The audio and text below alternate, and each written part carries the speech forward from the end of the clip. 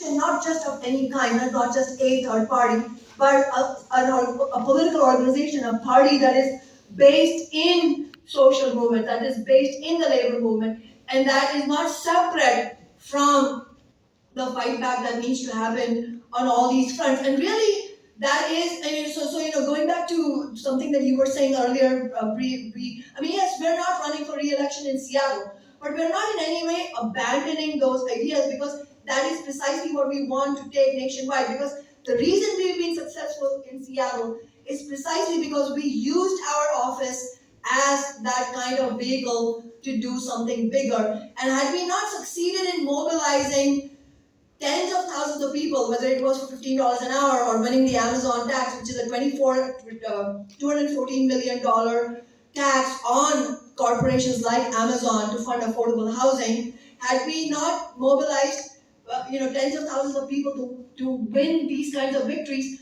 we would not have won 4 elections. I mean, we have won 4 elections in Seattle, and we are going to leave the council office undefeated, despite having corporate landlords, Amazon, Jeff Bezos himself, the entire Democratic Party in Seattle arrayed against us, is because we succeeded in bringing the rank and file of the city to fight for something concrete. That's what we're talking about. So whether it's a question of the union movement and whether it's unionization drive or a contract battle, or you're talking about the electoral arena, that's the kind of where you have an elected office and you have the chance to win something. It doesn't matter which you're talking about, or BLM kind of social movement. It doesn't matter which of these arenas you're talking about. The strategy is, can we organize around concrete demands that will bring in, as Ben was saying, the rank and file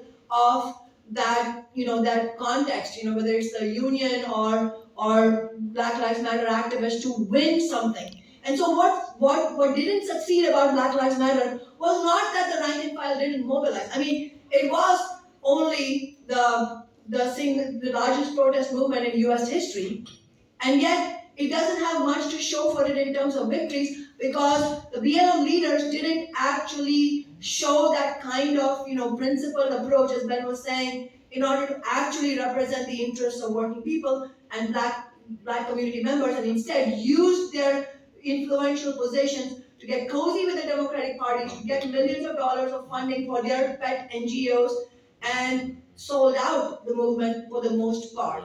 And it was during the BLM movement that we won the Amazon tax. And I just want to share a quote. When we were running for re-election in 2019, one of the landlord lobbyists said that every dollar they spend, and they spend a lot of money lobbying the Democrats on the city council. It's 8 Democrats on the city council. We are 1 socialist. He said that while the socialists are in the council, every dollar we spend on the Democrats is wasted, because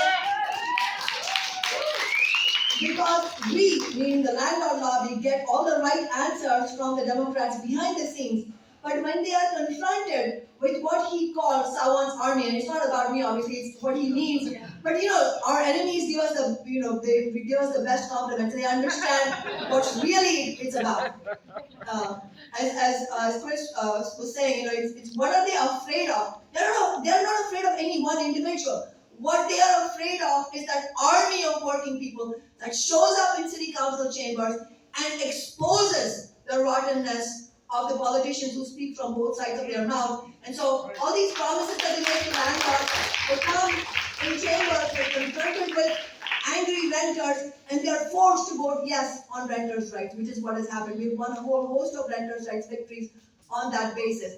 So ultimately, that's the approach we need, whether we're talking about union drives or electoral campaigns.